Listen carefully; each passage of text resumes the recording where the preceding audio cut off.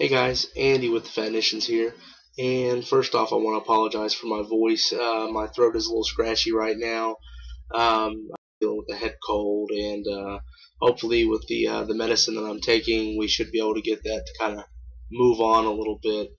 Um, but the first thing I do want to talk about today is that today's date is December the 6th, and the beard is still here.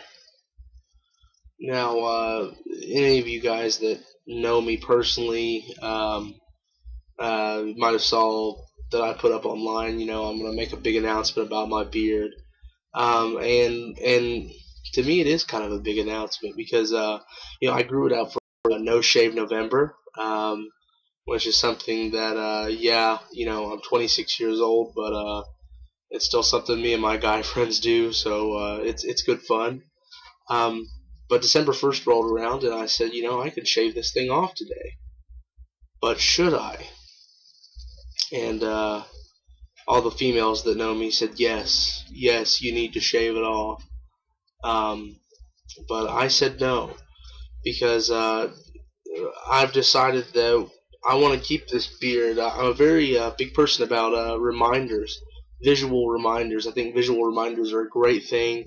If you can see something, then it can visually remind you that you need to be doing something that is associated with that thing that you see. Kind of like back in the 90s when people were putting bracelets and rubber bands on their arms and stuff like that, which I guess they still do that sometimes, but I'm not a big fan of that. Anywho, so what I've decided to do is I'm going to let my hair and my beard grow out until I drop down to 300 pounds.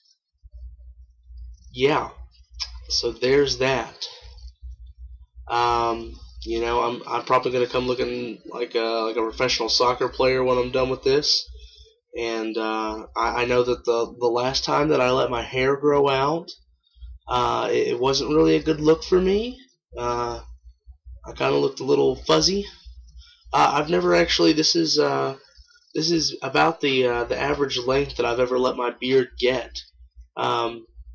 So I don't know how this is gonna go. I don't know how long it's gonna take because if you guys follow along, then you know that right now I'm sitting at the same 350 pounds that I've been sitting at since about May of this year. So it's a good long plateau. And I have told a lot of people, well, part of the reason that I've not lost any weight is that I've been doing a lot of strength training, and so I've cut down on cardio, which that kind of follows along with the Mark Sisson plan of things. But just to be flat out honest, I mean, I kind of fell off the bandwagon when everything happened back in June. So I'm thinking that it's time to get back on that wagon and time to get things going again. So, hopefully I won't look like ZZ Tops, like a member of the band. I'm hoping to be done with that, to be done and have this all gone and be back to clean cut looking me before very long. But it's going to be a constant reminder that I need to get back on this and to get things really going. I've not gained much weight. Like I've really not gained any weight. I think I did drop down to 341 was the lowest that I got. But I've kept it between 341 and 350, and that's pretty good for that long of a period of time to have not really gained or lost any weight. But it's time to move on. It's time to drop that weight. So I am toying with the idea of maybe increasing my cardio a little bit, and by that also decreasing my strength training. But in all honesty, one of my golden philosophies is that diets are, or that weight loss is 80% diet, 20% exercise. And I think that I really need to do a lot of retooling on my diet and really just focus a lot and really put effort into what I'm eating instead of just kind of picking up whatever seems the most convenient. So part of that for me is going to be going back. I'm going to reread the Primal Blueprint by Mark Sisson. If you guys haven't read it, it's a phenomenal book. But you know, I need to go in there, and I wanna refresh some of those old ideas that I've got. You know, and I want to get some new ideas if I can find any. Maybe there's something that I missed the first time around. But you know, I want to use this to get some motivation for my diet and figure out which direction that I want to go with it. Because I do realize that I'm eating way too many carbs, and I'm not a fan of that. I like low carbs. I was a much happier person and a much healthier, and I think I looked healthier when I was eating less carbs and I was eating more fruits and vegetables and non-processed meats.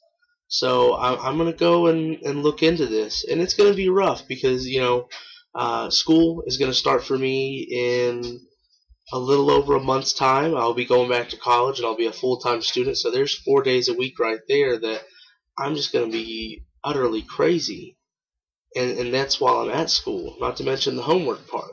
And you know, right now I'm working like crazy with all the holidays and everything. Um, really working a lot of hours and a lot of crazy mixed hours. It's not the same schedule week to week. So it could be difficult, but you know what? This is life. And we don't get to choose. Well, no, I'll take that back. A lot of people do try to choose when they're going to try to do a diet and when they're not. And usually those people fail, which is part of the reason that I know that I'm just going to go ahead and do it and get it done. That's what needs to be. With that in mind, I really don't think there's anything else that I need to be talking about today. So I hope you guys kind of do what I'm going to be doing, and you know, Thanksgiving's already come and gone, and I hope that went well for you guys. But you know, I hope that you guys remember to just kind of keep an eye out on what you're going to be eating for Christmas, Kwanzaa. Is that a good way to say Christmas, Kwanzaa, and Hanukkah all at the same time? I hope so. I'm sure I've offended somebody. Either way, you know, just kind of watch out for those foods because you never know what your in-laws are going to put in that broccoli casserole. Probably shouldn't eat casserole. Anyway, so you guys take it easy, be safe, and we'll see you next time.